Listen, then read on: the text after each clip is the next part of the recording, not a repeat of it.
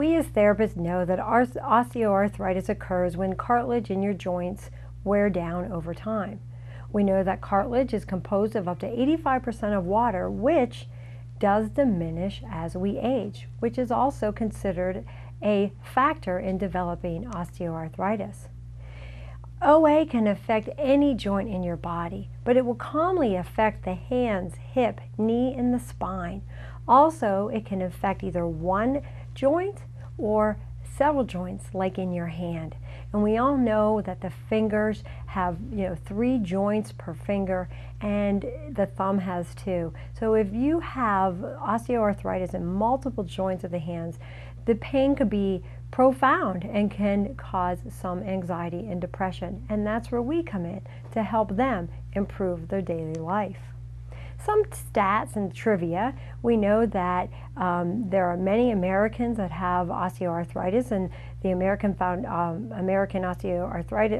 Arthritis Foundation estimates that 75 million Americans have it. Interesting, women are 2 times more likely to get OA versus men. And this is what I find very fascinating, that 25% of all doctor visits, or 39 million doctor visits per year, is related to arthritis. That is not including therapy. That is a lot of visits. And also with our non-steroid anti-inflammatory drugs, 50% of the consumption has a relation to arthritis.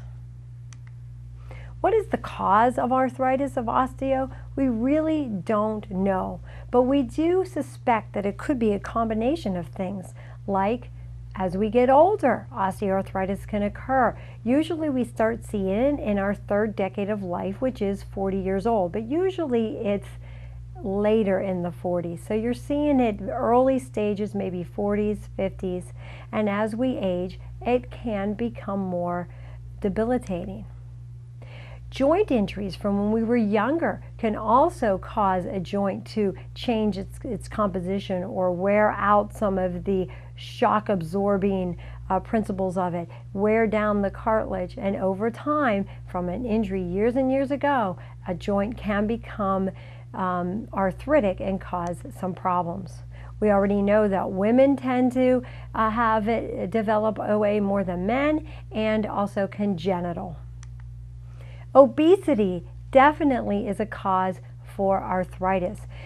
Primarily, the more weight you have, obviously you're going to put more stress on your weight-bearing joints, like your knees, your hips.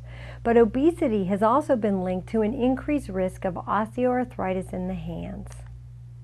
We know the symptoms are pain, tenderness, stiffness, and loss of flexibility. So our job, and when someone comes to see us, is to minimize these symptoms and to increase their quality of life.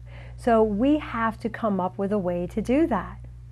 The ultimate goal for us is to improve ADLs, increase flexibility, decreasing pain, stiffness, and tenderness, and implement the recommendations.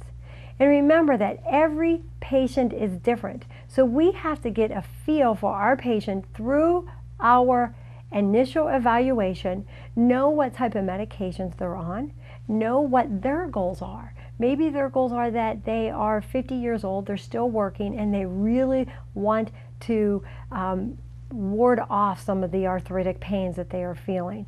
Maybe it's somebody who's in her 70s who's just had a grandbaby, and she wants to be able to hold the baby in confidence and be able to play with her grandchild. So we need to know what their goals are, and then from there we can specialize the treatment.